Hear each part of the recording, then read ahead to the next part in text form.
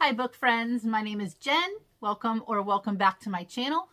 This video will be a month-long reading vlog on the romantasy that has taken the internet by storm, Quicksilver by Callie Hart.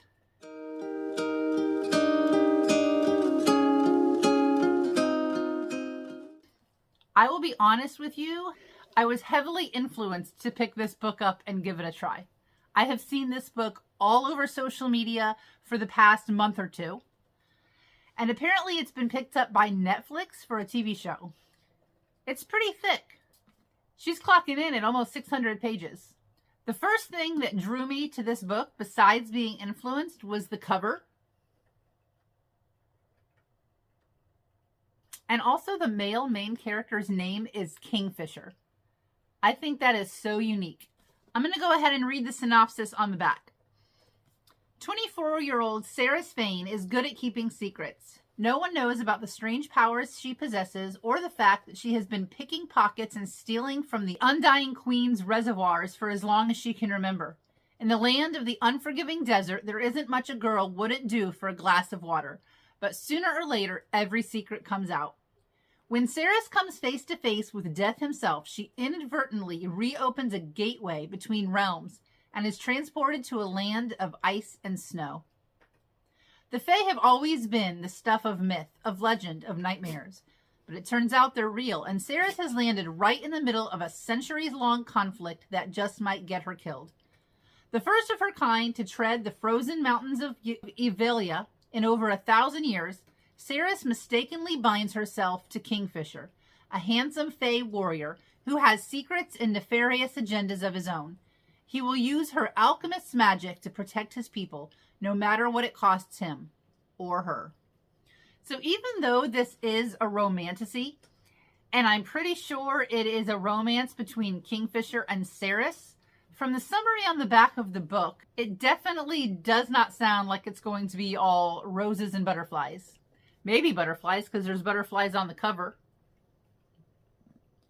I am reading this with a book club on a Facebook group called Bookmark Baddies, and we're doing 11 chapters a week for the whole month of January.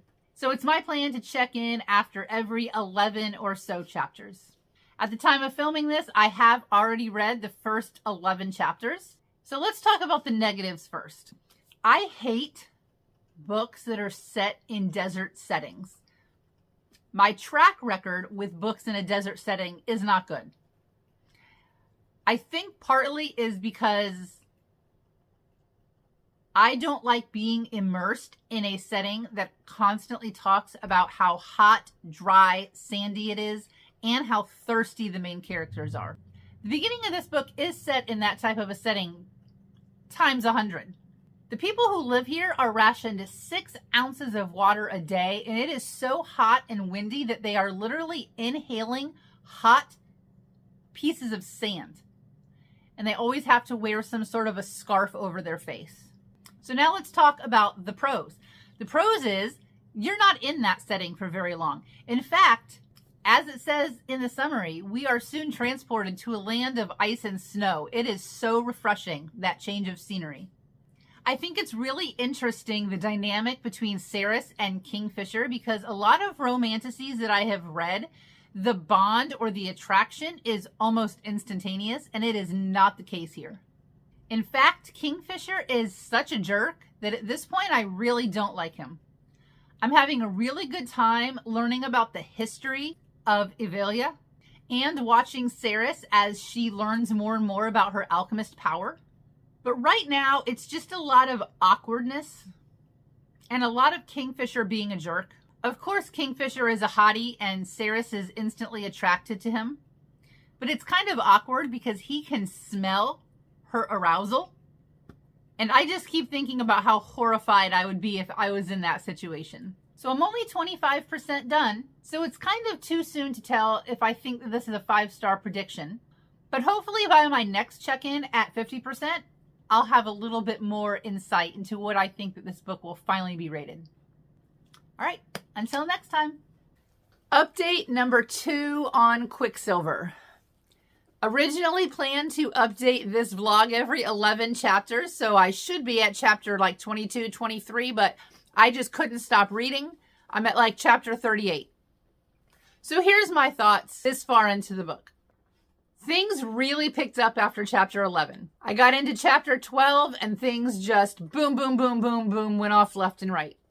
At this point in the book, I was thinking that maybe Sarah J. Maas did me a disservice by ruining romantasy for me because, of course, I compare everything to Rhysand. But as I read further, I realized that that is not the case at all. So around this point, let's say like chapter 12-ish, 11, 12, I am not liking Kingfisher. He has done nothing. He has said nothing that showed any redeemable qualities other than the fact that he is hot.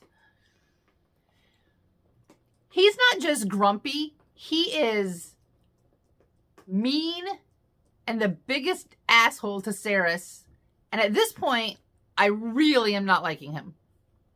The other thing that is really turning me off about Kingfisher is that everything that he says to Cerys that is not snarky, sarcastic, or just a jerk move is way, way, way over sexual for this point. On the flip side of that coin, Cerys is also not showing me many redeeming qualities. All she talks about is how mean he is and how much he hates her, but the minute he leaves a little tiny opening, a little tiny crack, she is all over him. And that is just coming across as super needy. And to me, that is just not a quality I like to see in a female character. As I'm reading on, there are some elements in this book that really remind me of other plot points in other well-known romantasy books. And at first, I did not like that. But if you keep reading, you will see that the differences are different enough that it's okay. It is not a direct ripoff.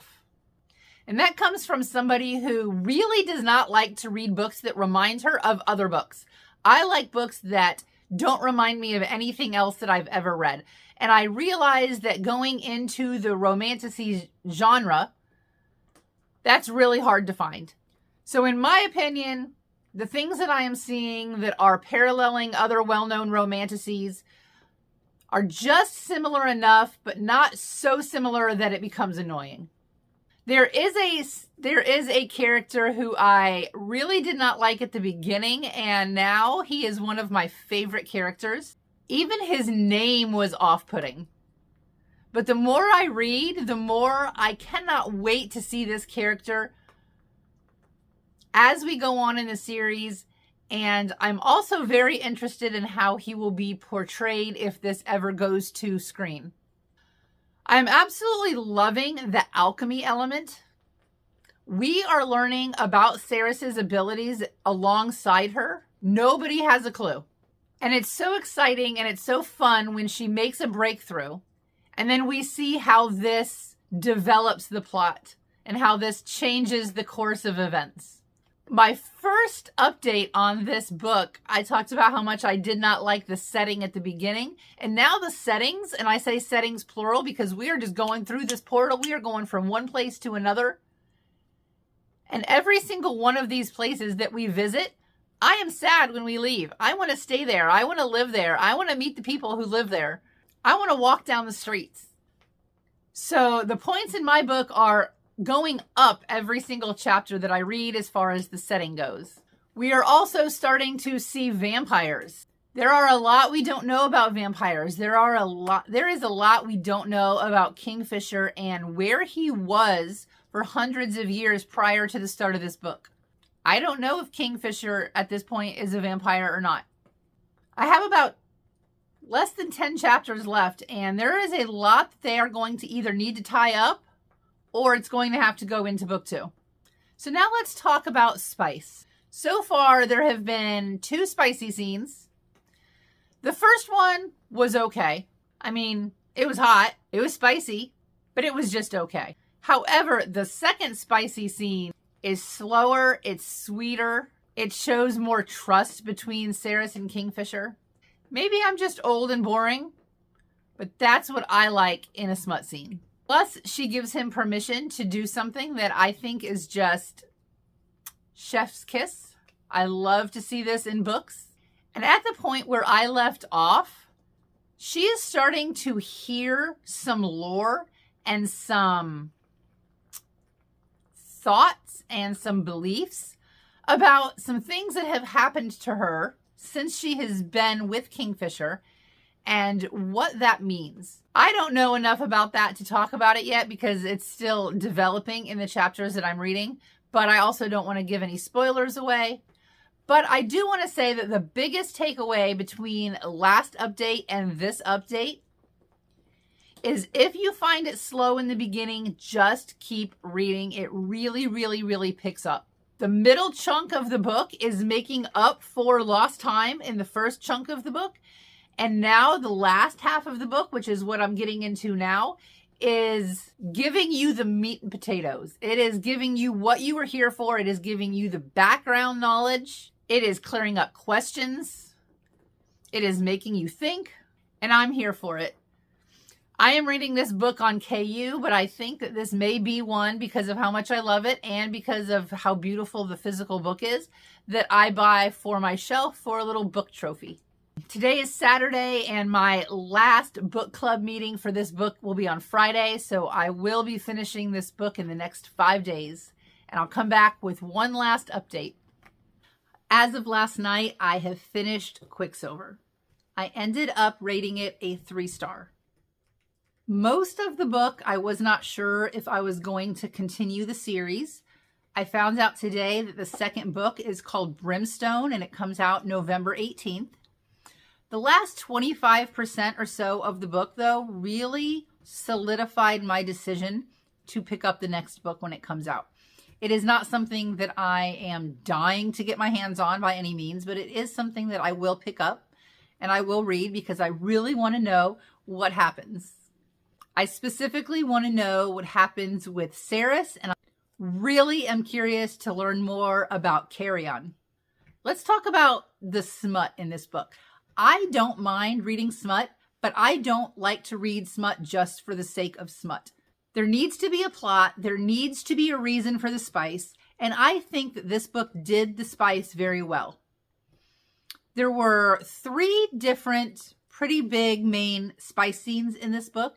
And I feel like they progressed with the relationship. They really mirrored and matched what was going on at that specific time. That just made it a whole lot more meaningful in my eyes. I feel like I would recommend this book to somebody who likes romantasy in general, is looking to get into romantasy, but I feel like if you have read ACOTAR, especially if you loved ACOTAR like I do, Quicksilver is not going to hit very hard for you. I feel like that is the main reason why it was so middle of the road for me. We know from the cover of the book that there are tattoos involved. Kingfisher is covered in tattoos. This is not a secret. But there is a point in the book where Kingfisher knows the symbolism of the tattoos and what they mean. Saris finds out about these tattoos and what they mean, but he doesn't know she knows. So there's a little tiny bit of overlap where she knows something that he knows, but he doesn't know that she knows it. That little tiny bit of time, I think, should have been extended. I think that would have made the relationship and the reveal about these tattoos a lot more solid. It would have really packed a punch. I think I talked earlier about the butterflies and the symbolism from the butterflies, and I love how that symbolism grew. Most of the book, we are led to believe that the butterflies symbolized one thing. And then we find out that the meaning behind these butterflies was actually so much deeper. And it just made me connect with that nickname so much more. It made the relationship between Kingfisher and Saris a lot stronger, a lot more real. And I absolutely love that aspect of the story. It's a pretty thick book, but it's a pretty quick read. And overall, I enjoyed it. I'm not mad that I read it. I'm not going to scream it from the mountaintops to anybody, but I will keep it in my bag of recommendations for specific situations. That's all I have for this vlog. I appreciate your likes, your comments, your subscribes. I would love to know if you have read Quicksilver, what you thought of it.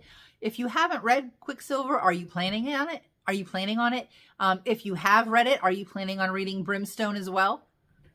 I'm really interested to see the cover of Brimstone because I think that the cover of Quicksilver is gorgeous, and I really think that they need to stick with that level of quality so that the two books look good next to each other on the shelf.